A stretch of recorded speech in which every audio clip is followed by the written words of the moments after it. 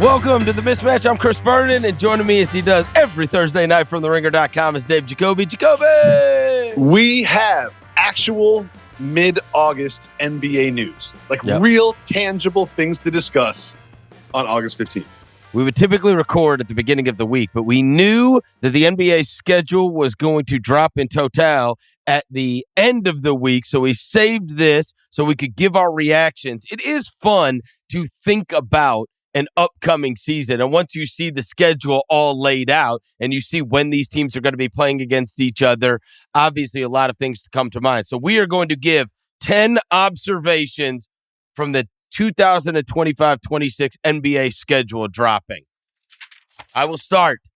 Jacoby, This is going to be a much different viewing experience than we have ever had in our entire lives. You and I grew up at a time where I would VHS record on tape the All-Star weekend and then watch it throughout the year, right? Watch the replay on a VHS, and then there would be a game here, a game there. Obviously, you'd get the NBA Finals. Michael Jordan was the biggest athlete in the world, in those mid-'90s. And a lot of Marv Albert. And I think about a lot of this through the prism of me now having a son that cares greatly about the NBA. And it really does give you the old man vibes when you're like, back in my day, there was one game. You were lucky to see an NBA game, because he is now going to live in this generation where starting this season, there is going to be an NBA basketball game, assuming you pay for a myriad of products. There is going to be an NBA basketball game nationally televised every single day of the week. There is going to be an opportunity for a communal experience amongst NBA fans as we are all watching a game. And so ESPN I think it's fair to say that NBA TV was always there, but just not the same when it's on a different network. Yeah. Come on. I just had to say it. Yeah, I mean, it was there, but let's move on. Let's keep it positive. I don't remember the NBA TV communal experience, but no one does. In fairness, it did exist. All right, so Mondays we're going to have Peacock. Mm-hmm. They're going to have a doubleheader, which, look, who am I to question anything? But they're launching the first doubleheader, and of course I went and checked it against Monday Night Football, and I'm like, oh, is there a rat game or something? It's hey, we're launching doubleheader Monday night on Peacock, and then I went and looked, and it's Chiefs Commanders. It's Mahomes versus Jaden Daniels, and I was like, all right, that's going to be a tough one on that night. It's tough for me because I want to watch the NBA, but it's the draw of a huge football game is it's strong. So we got Mondays is going to be on Peacock. Tuesdays is going to be on NBC and Peacock. You're going to have Wednesdays. ESPN has that to themselves, as it has been. Thursday night's going to be Prime, and they're going to start doing NBA games after their NFL schedule is over, right? So they have Thursday Night Football on Amazon Prime. After that schedule ends, they're going to start with NBA games on Thursday nights, which it's a very good spot because Thursday night has been a ritual for all of us for so long because of TNT. You're used to a big NBA game being on Thursday nights. And so now we'll have to watch it on Prime. Friday night is Prime and ESPN are both going to have a share of games. And then Saturday, Prime and ABC are going to have games. Saturday and Sunday get really interesting post-football. But let's be honest. They do hold off. This is that's right. They know that football is getting the big piece of chicken at the table. Yes. And they're not trying to go head to head. But post-football, they're trying to take the weekend. Continue. Yep. And then Saturday's got Prime and ABC. And then Sunday, ABC, NBC, and Peacock. But it's worth saying that it's Saturday is afternoon Prime and then primetime ESPN. Right. And Sunday is afternoon ABC and Sunday night is NBC. Right. Which is going to be super fascinating because that will be in the place of Sunday Night Football. Exactly. Right? And, look, having two new massive broadcast partners is going to be interesting to say the least. We have the broadcast cruise that also stands out to me. So NBC has announced they've got Noah Eagle, who everybody loved during the Olympics. Yep. Ian Eagle's son. You got Mike Tirico, who's, he's been omnipresent for the last 20, 30 years for all of us that are sports fans. Michael Grady and Terry Gannon are the other two that are going to be on the NBC ones. Analysts are going to be Reggie Miller, Austin Rivers of The Ringer. Shout to Austin Rivers. Brian Scalabrine. Brad Doherty. I haven't heard from Brad Doherty in forever. Doherty. Yeah. Jamal Crawford, who I like a great deal. Derek Fisher, they announced. I was like, really? Grant Hill, who has been obviously on a lot of broadcasts already, and Robbie Hummel, former college star Robbie Hummel. Then they're going to have they announced their sideline reporters. They got a front office what is their studio insider. show? Studio host is going to be Maria Taylor. Ahmed Fareed is also a host. And then they've got Vince Carter, Tracy McGrady, and Carmelo Anthony. Okay. And special contributor, I will leave that to you because I know that is your number one on the NBA schedule coming out. Well, do I take it now or do we go to Amazon? I thought Amazon has put together a much more. Okay. I don't like to. How do I say this? I don't like to cover the coverage. I don't like to do media critiques, right? As someone who's been in the media for so long. But I think the Amazon roster is a lot more interesting than the NBC roster. I agree. Aside from one person, which I will discuss as my first takeaway from the schedule. On Amazon, as you mentioned, these are people look, a lot of these people we're already used to. They got two of the best play-by-play people in the entire world in Ian Eagle and Kevin Harlan. They also added Michael Grady and my man who refuses to talk to me. Our guy. Eric Collins. It's like Eric Collins is like Snuffleupagus and Big Bird for the Mismatch. Yep. Just can't be at the same place at the same time. We're going to get him on the Mismatch. Game analysts are going to be Stan Van Gundy, who we're already used to, Brent Barry and Del Curry. So that broadcast team from Charlotte has just gotten taken by Amazon Prime because Eric Collins and Del Curry. What a Hornets game is going to sound like now? I don't know. I suppose they're going to do both. I'm sure they do. Cassidy Hubbard, who's been around for a long time. Shout to Cass. Love Cass. Allie Clifton, Christina Pink are sideline reporters. Then studio is where this really gets great. I have incredibly high hopes for this. Taylor Rooks, who is dynamite. Fantastic. Love Taylor. With Dirk Nowitzki, Blake Griffin, Steve Nash, Dwayne Wade, and Candace Parker. I mean that is home run. That's going to be that. I'm so excited about that, but I do want to say to everyone listening, as someone who's been in this business for a quarter century, it takes a little bit of time to gel and to form. You know what I mean? Like it takes a little bit of time. Like it's not rush to chemistry conclusions early on in the existence of this group, because I think this group over time, like Shaq on Inside, people forget Shaq's first year on Inside was like weird. It was awkward. It just didn't work. But over time, the chemistry built. So let's let the season play out, because I think this group has very, very high potential. It's a studio show. I think Griffin and Nowitzki are going to be fantastic, especially as a tandem. And I think Griffin's got the chance to be the next, Griffin has a chance to be like a media star because he is authentically funny. And Nash and Nowitzki have so much chemistry. Yes. They have so much chemistry. No, high hopes for the Prime broadcast for sure. Yeah. I would definitely say that. Okay, and then we've got this not controversy, but you got some grousing this week about Inside the NBA, and I guess the limited amount people think they are going to see it. I will just say, last year, they didn't do a lot of Thursday stuff during the NFL season, right? That really got cracking after the calendar turns with Charles and Shaq and Kenny, and so as long as I get them after, as long as I get them a lot after the calendar turns, I'm fine. You're going to get them. They're the primetime show. Yes. And you're going to see a lot of the B team on ESPN during the football season. Yep. But when you really want them, they will be there. Yes. And I don't know how they will change. I don't expect much, but it'll be a little different. But you're going to get them. You're going to get them. Yep. You're going to get them. Now, I think that for me, the number one takeaway from the schedule and the new broadcast partners is there's one thing I am so focused on and hyper-focused, and I Google it all the time.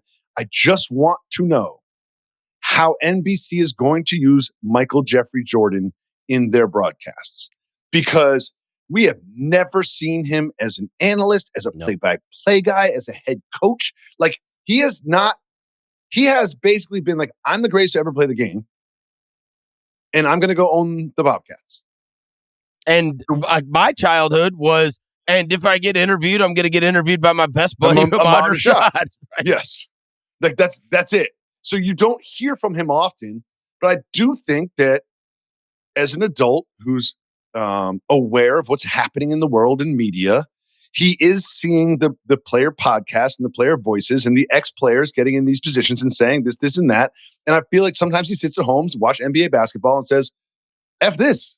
I've got some things to say. And one thing that bothered me, though, recently they said that he's going to be doing taped segments, and I'm not interested in that. I do not want to see like a Michael Jordan breaking down game tape that's been heavily edited. And I want him at the desk with NBC during that post-football Sunday night primetime spot. I want him at the desk. I want him pregame, halftime, and postgame. I need it. I don't think that he would have said yes to this unless he wanted to be involved.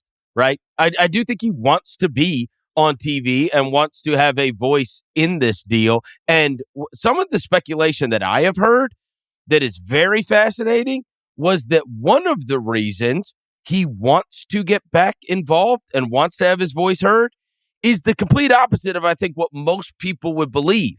And that is to be incredibly positive about how great these players are now and what he watches. And you know what I mean? I think people think Michael Jordan's going to come in and do the back in my day, or, because there's a bit of that on Inside. Let's be honest. There's a bit of that on Inside that like this new generation, blah, blah, blah. And I think a lot of it comes from the salaries. Right. You got to remember, like, Michael Jordan was making like $7 million a year. He does not have the same level of, but he also watches Jaylen Brown make 55. And it's got to be like, it's got to bother you. Maybe, but he doesn't have the same level of resent. Like David Falk, very famously, once upon a time, negotiated literally the greatest shoe deal in the history of the world.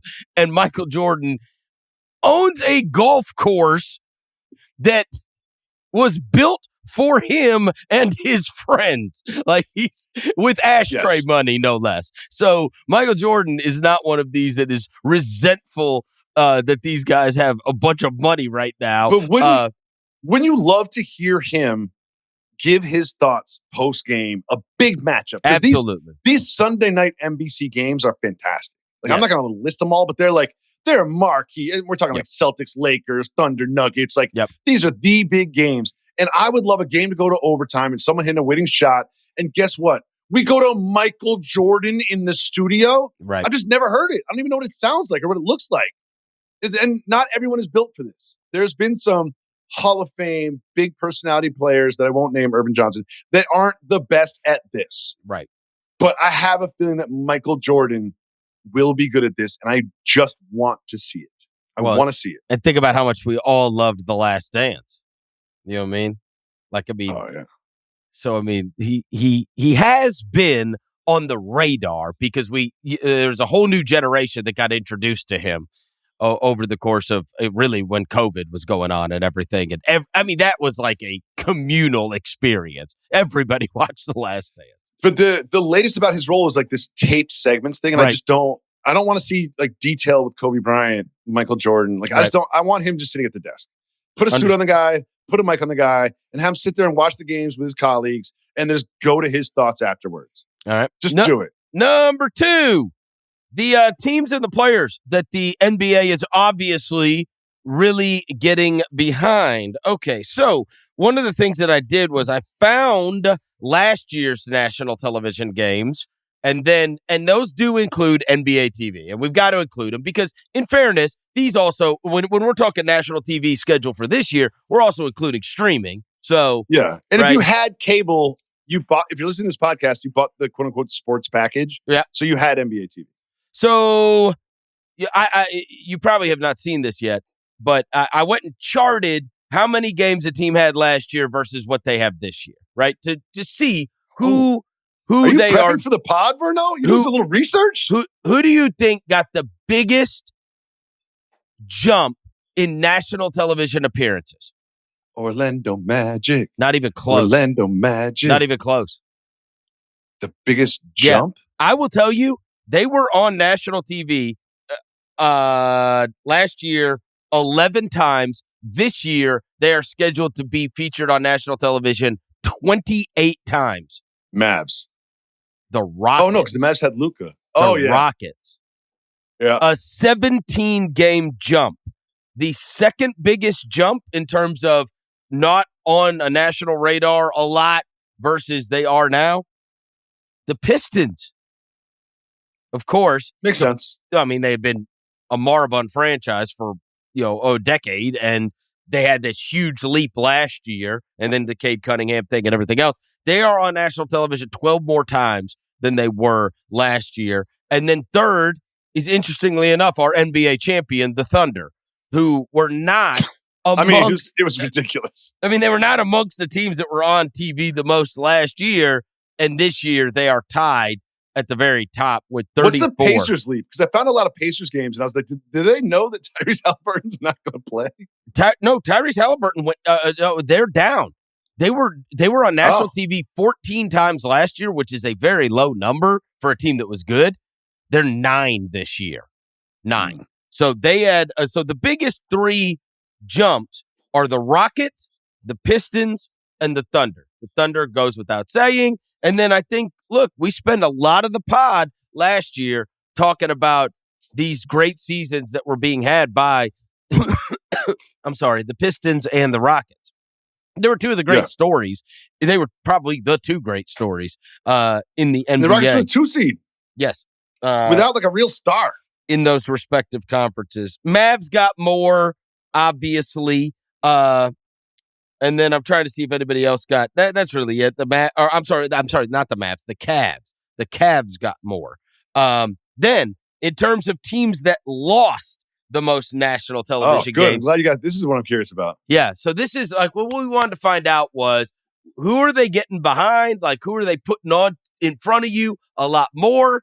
Obviously, look, not only were the Rockets a 2 seed, they added Kevin Durant. Okay.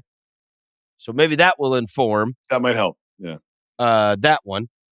And the Pistons obviously came out of nowhere and had this great season last year and then played the Knicks in a premier series. That was a great people series. Forgot how tight that series was. Yeah, it was a great series. I was terrified. The team that lost the most national television games. They were featured a lot by the NBA last year. Oh, I know what it is. And this year, it has... Got to be the Suns. Jacoby, last year, the Phoenix Suns had 30 national television appearances. 4. They have 9. 21 less. 21. And that is it's 21 less. I mean, that's too many. That's wild. I don't think that's happened before. I mean, we don't have the research in front of us. 21. Man, 21. That's wild. Okay. I was kind of surprised at who the next 2 were on the list. Huh. Eastern Conference or Western Conference? Okay, one of them is Eastern Conference. Is that the next one?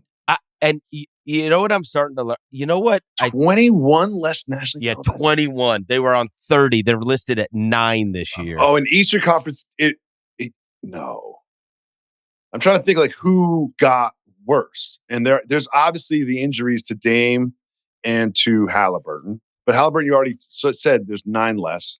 So I'm going to say the Milwaukee Bucks. They are on TV 9 less times, which is shocking to me because even when they announce all those like Christmas games or whatever, it's like Giannis is still one of the biggest stars in the entire league, but they are on 9 less times, but it's not close. The second and third most lost games on national television. And this informs, I think this tells a story of the NBA getting burned. And so they said, you know what? We're just out of the business. We're not doing this again. We're not doing it again. We're not scheduling you to be on TV a bunch of times when we Clippers. don't know. No, because they were good enough. They were good enough. And they've got the cool arena. And they're at the air, and they're late at night, right? So like they catch the nighttime games. There's only so many of those, right? Because you're not putting the Kings on. Yeah. And you're not putting the Jazz. So I mean, they need those 9:30 slots. That's really Lakers, Clippers, and Warriors, right? Yeah. That get those slots. It is the Philadelphia 76ers. Oh. 13 less that makes national television appearances. And then the next one, in terms of you were on national TV and now West you Coast are team. No, it's not West Coast. The next one is you are down double digits in terms of national television games from last year. Memphis Grizzlies. No, that's they're on.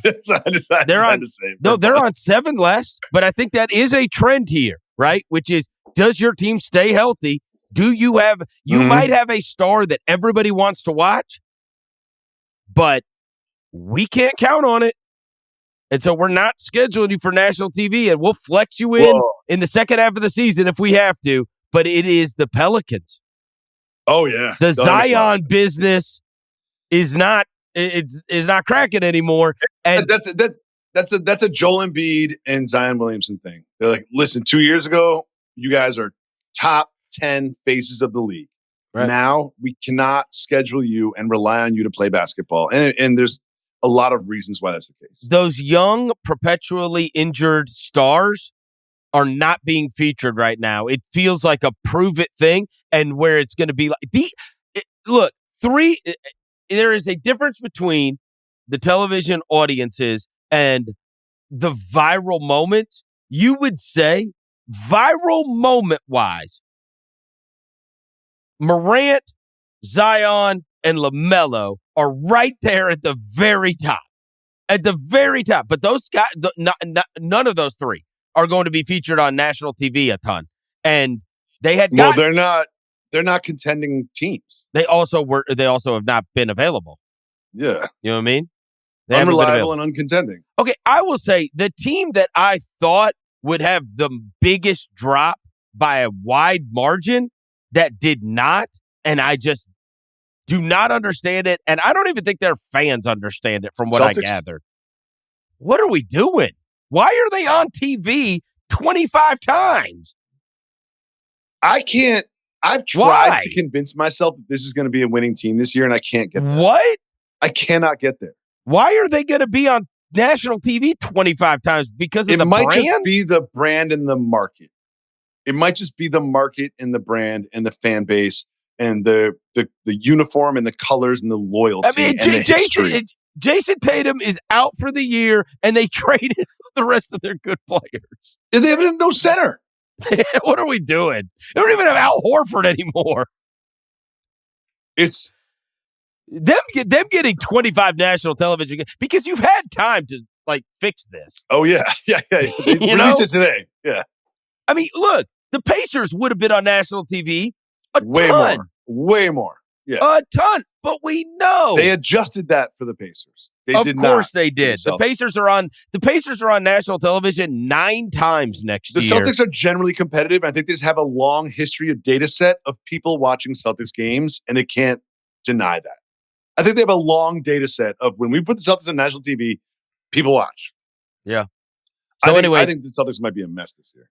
If we're trying to figure out who the NBA has really put their chips behind, it is the Rockets, the Pistons, and the Thunder in terms of from last year to this year on the positive side. On the negative side, they've gotten way out of the Suns business, light on the Sixers business, Zion and then the Pelicans. Yeah. Yeah. I think it really what it sounds like is Suns without Durant, Beal, and Zion and Embiid. You gotta show me. Why would I put you on? My second one is this. This is always something you look at. Is last year, the last day of the season, right? It's obviously more exciting in the NFL when there's 16 games, 17 games, or college football or whatever. But like there was a significant game last year, and that was the Warriors and the Clippers. It was a playoff game on the last day of the season. The last day of the season this year is April 12th, also my birthday. And we all know the Eastern Conference is like pretty predictable. Could the Pistons be the 2 seed or the Magic or whatever? Sure. Injuries change things. I'm not going to sit here and act like I know what the seeding is going to be in the playoffs. But the Western Conference is extremely unpredictable. And they've got Clippers, Warriors, as they had last year. Nuggets, Spurs, which could be interesting on both sides for seeding. Yeah. And Grizzlies, Rockets. Because Nuggets, Spurs, and Grizzlies, Rockets are interesting to me because this could be, are we the 2 seed or the 3 seed? Or it could be, are we the 6 or the 7? Or are we the 8 or the 9? Mm-hmm. And I think that those will be big games. I think they did a really good job with the Western Conference on the last day of the season. Very good. All right. My next one, number 3. All right. We've been pretty positive about all of this so far. Oh, let's go negative. I think we've been. Let's go negative. We have been positive. I love this. What the hell was the NBA doing with that Rivals Week graphic to promote the season? What are we doing? What are we doing? I mean, I'm trying. Let's top of my head. Let's try to name NBA rivals right now. Draymond and Rudy Gobert is the only one I care about. I can think like Trae Young in the Garden. Okay. I can see that. Yes, because last year, remember, he rolled the dice, picked him up, going to Vegas, and obviously the playoff series. Trae Young in the Garden is it's sort of a rivalry. It's more like a fan based thing, and you could obviously say Celtics Lakers, but okay. I mean, that's from the 80s. Yeah, I know. I'm trying to think. Bulls, Pistons, no one cares about that. Okay, so here's my deal. Don't lean in to something that we all lament is gone. Right? Good point. Don't lean in to, hey guys, look, it's rivalry week, and then God forbid on the graphic on rivalry week it says classic and budding rivalries between teams and players will be the focus of these 11 national television games over 5 days. I'm going to read the games, and you tell me on 1 to 5, 5 being actual rivals, what these teams are. Are you ready? No, none of them are rivals, Jacoby. That's the point. No, it's you 0. could say, I can make a case. What, Knicks Sixers is on here? Bro, Cavs Hornets is on there. You've made a complete mockery of your entire graphic. Clippers Lakers is something. Wait, Pistons Rockets? No. Wait, name a classic Pistons Rockets game. Hey, every NBA fan locked in. Go click on this tweet ridiculous. And read the comments. Every NBA fan that saw this, you lost all and immediate credibility when you said, join us for rivalry week between these classic and budding rivalries. Hornets. And Cavs Hornets is the Thunder ESPN Bucks? Wednesday night game. Thunder Bucks? Mavs Warriors. No, I'm not kidding. Promoting Cavs Hornets for rivalry week is the funniest thing ever. I mean, I like Lakers. That Nuggets. Is like, no. Lakers Nuggets are good games. Imagine the NFL saying rivalry week. And Titans, then they're like, no, 49ers. join us for Jacksonville versus the Raiders. You're like, what? What does that have to do with anything? Have they ever played before? Cavs Hornets. They've never met in the playoffs. What hatred. The Hornets haven't been in the playoffs in 20 years. Spurs Rockets? That's a rivalry? Win. Just don't do it. Just don't do it. I'm fine if you want to lean into, Draymond choking Rudy Gobert. Fine, right? That's one of them. The Warriors of Minnesota, right? I like it, right? At least I remember some heat. I'm fine if you want to lean into Wemby versus Chet. If you want to lean into that. and say these guys have a thing, but that's not even one of them. We've got Cavs versus Hornets. How about Oklahoma City and the Bucks? What? What are we talking about? Why? I mean, I get Lakers Mavs to finish it. Fine. You're going to get that. But like Knicks Sixers, that was a good playoff series 2 years ago with completely different rosters. Yeah, this is dumb. Here's what they should do. Like, dude, instead of Rivals Week, they should have like a teams that you played in the playoffs last year's week. I don't know how it's not the branding isn't there, but it's like yes. I don't know. I don't know how I don't have the branding of the title off the tip of my tongue, but it's just basically like the team that you lost to in the playoffs last year, like Rockets, Warriors. Are the Rockets better now? Can they beat the Warriors now? And then you have Nuggets, Thunder, Pistons, Knicks. They should just do that. Budding rivalries. Budding and classic rivalries. The Rockets and the Pistons. The classic one. Let's find the classic rivalry because I don't see it. Where's the classic? Knicks Sixers, I guess. I guess. Pacers, Thunder? No, and here's the problem, Jacoby. I think LA Clippers and LA Lakers, you can't even call that a budding or a classic rivalry. They've just never been one. And they're doing this right when football gets out of the way. Whose idea was this? Whose idea was rivalry week, 11 games over 5 days of a bunch of teams that you have absolutely no reason for them to hate each other or think they're right? I mean, can you imagine? Are they really going to tune in for rivalry week, Cavs versus Hornets? Hornets? That is insane. How could you? I'm putting myself in the shoes of someone who had to like work that show. Like I'm like working the studio desk before that game. And we're like, welcome to the NBA rivalry week. NBC or whatever. Rivalry week is here. We've got the Cavs and the Hornets. Funny story. Michael Jordan used to own the Bobcats that turned into the Hornets, and he used to play the Cavs the postseason. Yeah. Let's run some video of that. That's the only thing I can think of. I mean, other than that, like you could say, like, who? I mean, Jacoby, who doesn't remember Miles Bridges' 16-point game last year against the Cavs? Like, what are we talking about? I don't know. That's bad. It's bad. Look, you've done a lot of good things, but this is yes. You have made a mockery of rivalries when every NBA fan fixated that you posted a graphic of rivalry week with Cavs versus Hornets. I mean, it's insane. How did nobody stand up at the meeting and was like, "This is let's develop the rivals first, and then do rivalry week second."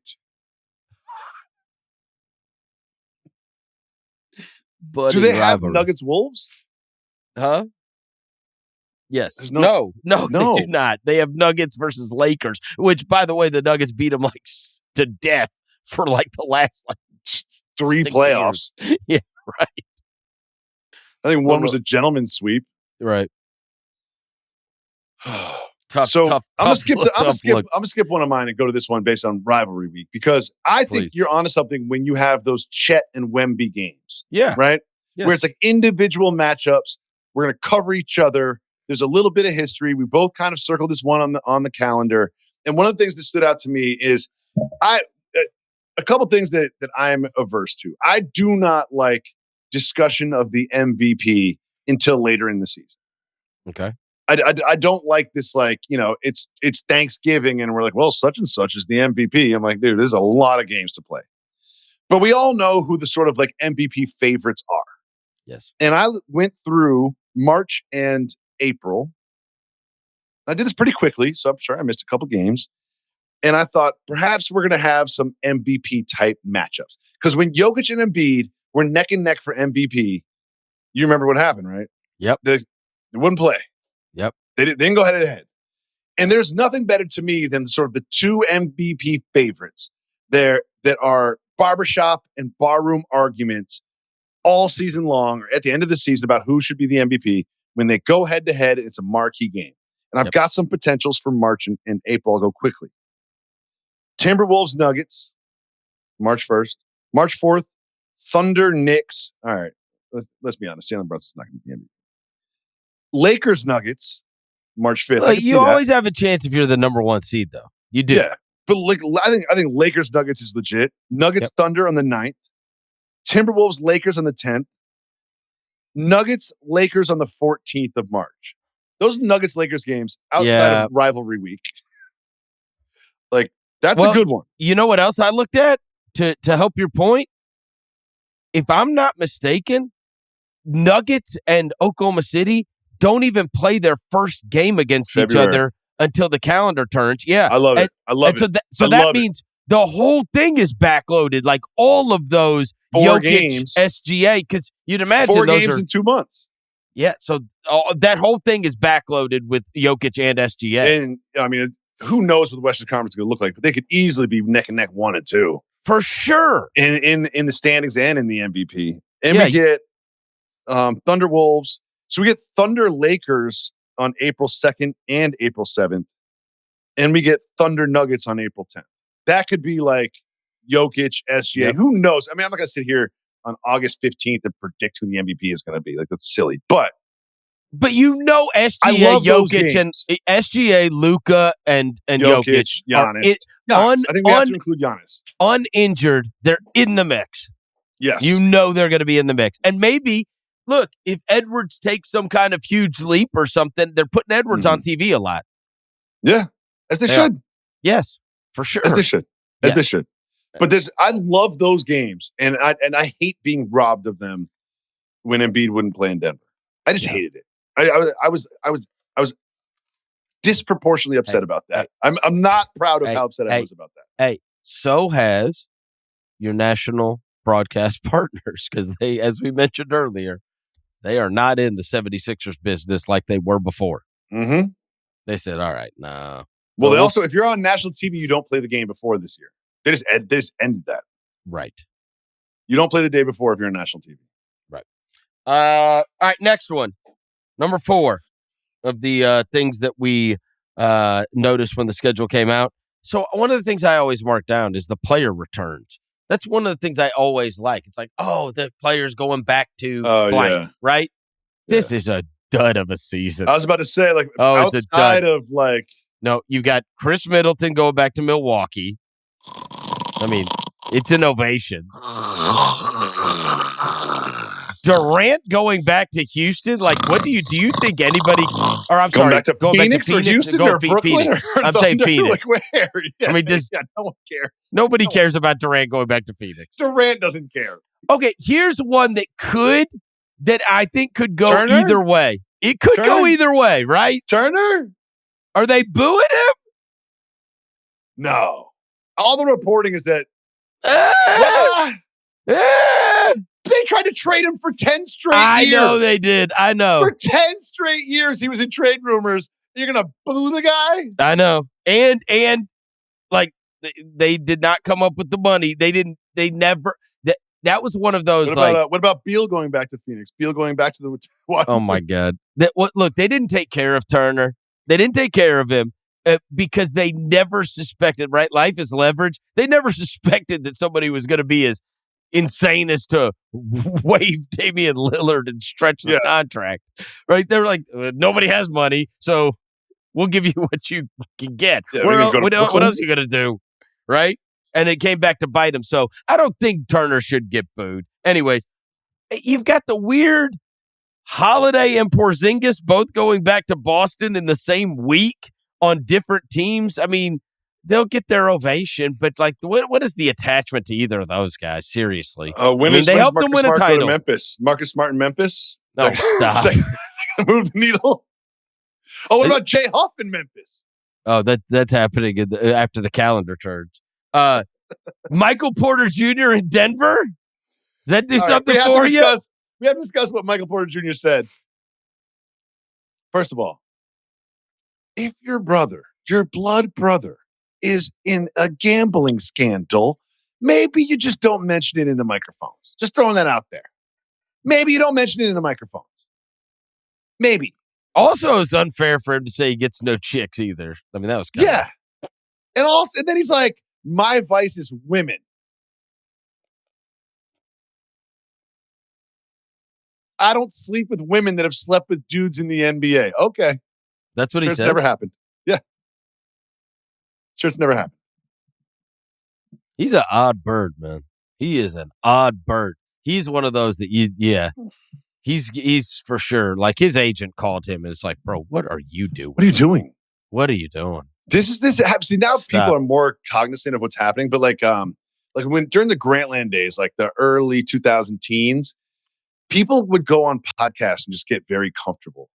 And it's sort of like forget that they're speaking into a microphone and the words that they speak into the microphone are going to get disseminated throughout the internet and live there forever. And I feel like Michael Porter Jr. is learning that right now. I mean, I cannot tell you when that clip went viral of him talking about gambling and talking about how you could kind of like make all your buddies 10 grand by scoring less or whatever. If you're his brother, you're like, what are you doing? Bro, the second that clip dropped, his phone rang from Adam Silver, which, by the way, this is hilarious. Do you remember when he tweeted out Adam Silver's cell phone? No. Google it. Michael Porter Jr., I'm almost positive it was him. Google it and check me on this while we're on the show. Don't you remember this? They were at like the rookie symposium and he took a picture of Adam Silver up on the stage, but on the thing behind him was he did it on Snapchat. It was Adam Silver and Adam Silver's cell phone number. Oh my God. Whoopsie. Yeah, that was the same guy. I guarantee you, Adam Silver called him immediately right after that podcast clip became public and was like, "Are you insane?" In the early days of Twitter, you would get like notifications that you got a direct message on your phone, and I got one, and it was from a colleague of mine, and I was like, "Oh," and I responded, and I was like, "Call me anytime." So you click on the notification, and then I thought I was like DMing, but I was actually tweeting. And I was like, call me anytime. And I put my number, right? And I just put it out there. And it ended up being a tweet on the internet of just like my number being public. And people would think like, oh, did you change your number? Or like, that must have been awful. It was the best thing in the world. I got call after call of just love. And just like text after text of just people being nice. It was awesome. I might do that and pretend it was an accident like tomorrow. It was awesome. I cannot believe you're telling this story because I can't believe I have forgotten to tell you this. 2 times while I was in New York staying at your house, I FaceTimed you. And the number I had for Jacoby, it was a black dude, and he was like a doctor. He was a doctor. You picked up the FaceTime? Yes, twice. Twice. Do you know this? Do you have my phone number? No. I guess it was your old one. I have 2, yeah. Because ESPN paid for my cell phone forever. It was your old one? Whoever has that number now is a black guy, and he's a doctor. Bro, I'm not He was like operating. He picked up. Yes. He probably thought it was like an important call from a patient. He answered he was wearing like the surgical mask. And he was like, mid open heart surgery. And I was like at my local bar, yes. Like, hey, no, and he's looking at me. Vinny's here. And I was like, my bad, man. My bad. Yes, whoever has your old number is like a mid-40s black guy that like is a doctor. And he answered. He answers when you call it. He will answer the FaceTime. Oh, God bless him. Because doctors do have to answer random stuff because we don't know if it's a patient or a family member. I mean, I don't have the number. I deleted it from my phone. After I did it twice, I deleted it. I was like, this guy, he has had enough of me. Because here's the thing. The first time that I did it, he was not like in surgery or whatever. He was just like at his house. And I was for sure that you were playing a joke on me because you're out of town. I figured you were with a buddy and handed him your phone. And I was like, Jacoby? And he's like, I think seen? He's like, I think you have the wrong number. They unearthed Adam Silver's like burner account. Do you remember that? No. Oh, look it up. Okay, I will. It's not worth it because he doesn't like do anything interesting. Right. But like someone correlated the data and figured out that Adam Silver has this burner account. Gotcha. All right, so we got Michael Porter Jr. going back to Denver. Brooke Lopez will get a big ovation in Milwaukee. But there's Middleton none of this is like honestly, the calendar. I need to see it. Like Russell Westbrook playing Kevin Durant type stuff. You know who will get or Kyrie going back to Brooklyn or something like that? We do have to say this, is Luka in Dallas will forever be a circle of the calendar game. Forever. For sure. The biggest ovation I think that any player gets this season is going to be Damian Lillard hobbling out there on opening night. Because he'll do the like grab the mic, welcome back. You know what I mean? They love him there. Yeah. Like that. And then Chris Paul's going back to LA. I bet he gets a great reception too in his first home game. Yeah. You know what I mean? But I mean, but those are like one-time deals and they're playing for those teams, but they will get huge ovations on opening night for sure. Both those. But yeah, typically this is something I really look forward to. Like, so-and-so's going back to so-and-so. There's nothing this year. I think Luka and Dallas. Luka and Dallas are the big games. Those are going to be big games forever. Because I think there's real like scar tissue there. Absolutely. What's your next one? All right. Again, can't all be positive. Okay. Why are we starting games at 11 o'clock on the East Coast? Like, what are we doing? Terrible. Huge games. Terrible. I got 4 kids, dog. It's horrible. I got like 2 jobs. Horrible. Like, the game tips. It says 11. It probably tips at like 11:10. Yes. And if that thing goes to overtime, we're talking like 1:30 in the morning. That's right. I'm not going to complain about basketball. Some of them are big games. Big games. Yeah. Like Clippers. That you want to see. Yeah. And I'm gonna be watching these 11 o'clock starts. No. Like, I don't even know how I handle that. You're not going to. During the race. Yeah, it's like the same way that like the NFL and the NBA has like unspoken truce is like the NBA is like, fine, you're the big dog. I'm not going to mess with you on Sundays and Saturdays. When you guys are out of the house, then I'll sit in the couch. But like, there was an unspoken truce that 10:30 was the latest we're going to start games. Oh yeah. And dude, I love the NBA, but I get tie. You know what I mean? I get tie. We got to do carpool in the morning. I can't be staying up until 1:30, bro. Can't. Yeah, it's just ridiculous. But you watch a regular season basketball game, you get 1 hour. You're in Central. Yeah. Right. I'm on East Coast time, dude. Like you're gonna be even 10 o'clock games are late. Like if this thing goes to overtime, do you know how many times I've watched a West Coast game and fallen asleep in the second quarter and woken up for the fourth quarter and been like, oh, okay, good, perfect. Miserable. It's miserable. I agree with you. Why are we doing that? No. Why are we doing that? Absolutely no justification for that. None. I agree. All right, my last one.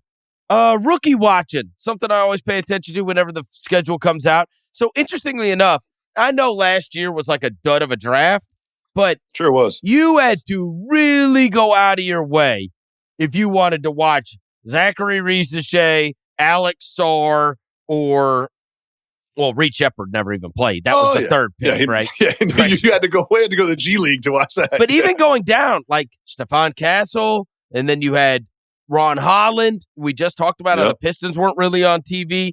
Yeah, I didn't think about it like that. Yeah. Tijan Salon, Donovan Clingan. Like, I mean, I'm just going through the list. None of these guys were on TV. They weren't on TV this year. Like, and then you had to like the ones that like started to get buzzed the second half of the season. If you wanted to see Buzelis, you had to seek it out. Khalil Ware was playing for Miami. Yeah. Obviously, Bronny was probably at least he was on TV, whatever. but he played once every blue moon. That's a big difference, though, this year. Because the wonky lottery has changed everything. Because good teams got high picks. And also the league was, Cooper Flagg is going to be on TV a ton. Oh, yeah. And so is Dylan Harper. and so is VJ Edgecombe. Look, I said that they lost a ton of national television games, the 76ers, which they did. They're still on TV 14 times. So, I mean, you're going to be able to say, which is 14 more than you ever watched Zachary Risacher last year. But I really feel or like Alex Sarr. I think that like Flagg and Harper are going to have the ball a lot. Flagg, Harper, have the ball. Flagg, Harper, and Edgecombe. We are going to see rookies, and they're just going to be in our face. We're going to be able to watch them on national TV in a way that we have not really since. I mean, we got to see Wemby, certainly. There's usually a player here, a player there. Zion and Ja, they did put on TV at the very beginning.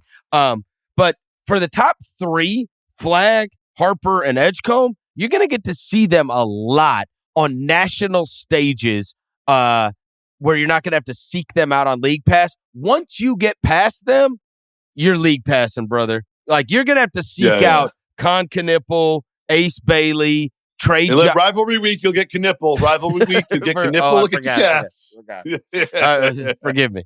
Oh, I forgot that was going to be a featured game. Rivals week, Rivals week. Yeah. Ace Bailey, Trey Johnson, Jeremiah Fears, like all those guys. So really, it's like the top three guys. But the top three guys this year, when you just juxtapose it to last year, the top three guys, you did not see them. You might see the Hawks, but you didn't see Sarr and obviously Shepard. No, you're not watching the Wizards. But I'll say this is obviously Kyrie Irving getting injured is terrible, awful thing for all basketball fans. But for the development of Cooper Flagg, I think it actually is helpful. Because with a healthy Kyrie, you're looking at like, listen, we're in the West. We got to contend. We got to win games.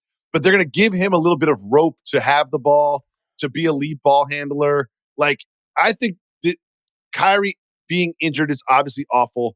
But the silver lining on that dark cloud is that it gives Flagg a little bit of opportunity to sort of just find his way in the NBA offensively. 23 national television games is immense for a rookie. Immense. Yeah, well, he happens to be a white American. I understand. You know what I mean? Like, I understand. Yeah. I understand. But I mean, like, we're not going to have to be seeking them out to try to find the Mavs because of the Kyrie injury, right? Like, they're in the flag business. There's no doubt about that. I'll be seeking out Trey Johnson, though. I got high hopes for him. You and House. What's my last one here? Okay. One development just from the offseason and the player movement, both large and small, and the injuries, both large and small, has been the complete decimation of the Eastern Conference and the strengthening of the Western Conference. It's preposterous. Like it's almost like they're two different leagues. It feels like European soccer or something, like D1 and D2. Right. I looked at the Knicks schedule, obviously, right, as a Knicks fan. P.S. 2 of those top 3 draft picks also went to the West. Yeah. Flagg and Harper. And they look like guys. Yeah. So there's 2 types of West Coast trips. So I was like, man, these West Coast trips, because all East Coast teams go on West Coast trips. Yep. And they're usually a little bit of a gauntlet. The Knicks on between January 9th and January 15th. Suns, Blazers, Kings, Warriors. Huh. Doesn't sound like a gauntlet. No. That's a West Coast trip that sounds delicious. Yeah, right. Sounds like 3-1. It sounds like you're going to be staying up until 1 a.m. every night. I'll be going to sleep at halftime because they'll be up by 20. However, March 6th, March 8th, March 9th, Nuggets, Clippers, Lakers. Oh, wow. Those LA stays are tricky. Sure. And if you're going through Denver to get there, you're fucked. Yeah, we've racked up a bunch of wins beforehand. Yeah. Because we know. It's March at that point. Yeah. But like, man, those double LA games are going to be really hard for East Coast teams. Yes. And a lot of times you go double LA games and then you go north from there. So then you're looking at the Warriors after that. And then you get a little reprieve by going to the Kings and the Blazers. But if you're stopping in Denver, going back or to the West Coast and you're an East Coast team, like you're screwed. Did you seek out the Brooklyn schedule so that you can go see opposing players? No. I'm not paying for the Brooklyn Nets games. No. I'm saying go in person. We got to figure out when Wemby's there. That's the one you got to go see in person. No. Yeah, Wemby. I'll go see Wemby. Yeah. Whatever. But, like, even they're so expensive. Not the Nets games, right? They are, dude. The Nets games are expensive, too. I will say, everything is so expensive there. Dude, it is. I drove to the beach today, right? I lived there for 4 days, and I was like, golly, man. This everything. You leave the house, it's $100 just to leave the house. I was talking to my wife. You get this thing called Easy Pass. Who was it? Jackson Dart, the QB for the Giants. He doesn't have Easy Pass, so he's like racked up like $7,000 in fees driving around like New Jersey and New York. But it's Easy Pass is basically like a lot of cities have this. It's a mechanical thing inside your car that charges when you go over like bridges and tunnels. Right. So I drove to the beach today, hung out with my family and my rec league basketball players on the beach, right? Okay. And their families. A lot of kids. We have a lot of kids. So we don't win a lot of games. What beach? This was the Rockaways. There's a lot of nice beaches in New York. Like I was driving home from the Rockaways, and I was like, people have this idea of what New York is in their head. They think it's like Times Square and like Manhattan. Like there's beaches, there's crab shacks. There's a part of Brooklyn that's like Beverly Hills. It's just full of mansions. Like people like New York is every nationality, everything. Like there's fishermen and fisher boats and crab shacks and docks, houses with docks with boats pulled up. Like New York is also like a coastal city. But so how long did it take you to get to said beach? An hour and 10 minutes. Can you swim? Can I swim? What are you talking about? In the water. There are certain beaches that are certainly nicer than others in terms of like the way the water looks and feels and tastes. But it's just have dead bodies in it. Yeah. There's certainly some. You don't swim in the rivers, but if you drive an hour from the city, you can swim. Okay. But point being, I was driving and I was like, you go over these bridges and you go in these tunnels, and it just charges you on your Easy Pass without, you don't like click something or scan something. Like the old days, remember you had to like pull up to the toll booth and like give somebody $4 or whatever. Yep. Like I was talking to my wife, I was like, I think we just spent like $50 just driving to the beach and back. And he's so passive because you don't like pay someone money. I was like, I literally think it's $25 out and $25 back. Everything costs so much money in this city. Bless you. I have one question for you before we go. All right, let me hear it. What do you think about the beard? I like it. Are you self-conscious about it?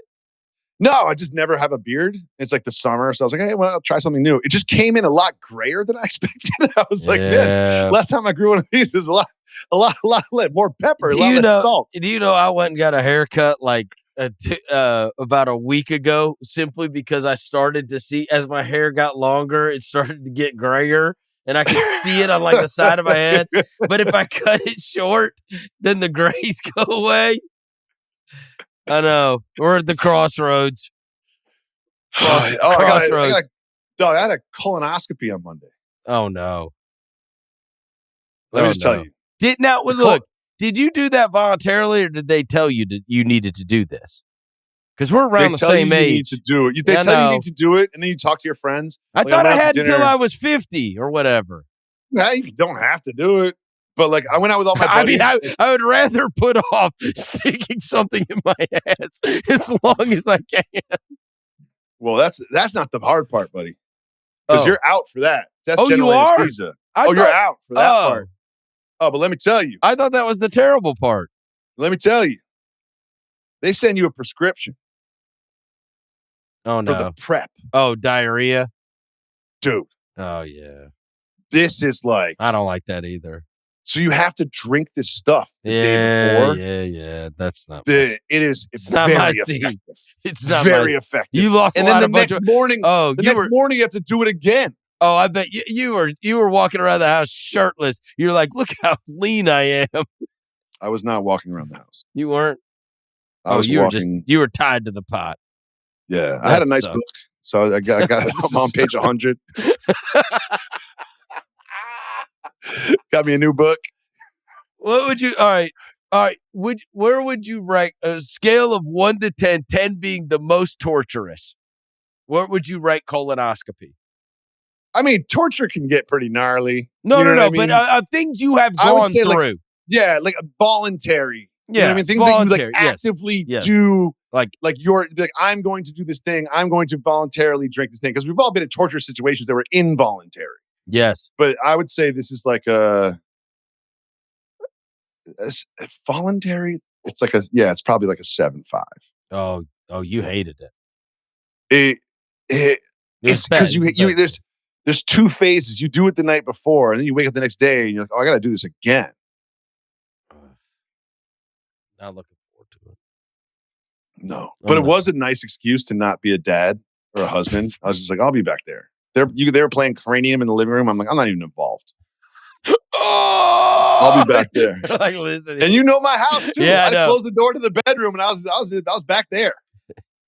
I wouldn't be surprised if you didn't even get a colonoscopy. I think you just did it so you could have some alone time and some sleep. The only way you could get alone time was to trick everybody and say, "I'm getting a colonoscopy." I don't even. I want to see the medical. I'm getting one tomorrow. I'm getting another one tomorrow. Who knows? I do it twice. They told me measure twice and cut once. They told me I had to come back. They didn't get the right readings. All right, let's get to it for tonight's episode. Thank you to our executive producer, Jesse Lopez, as always. And Jacoby, I'll talk to you next week.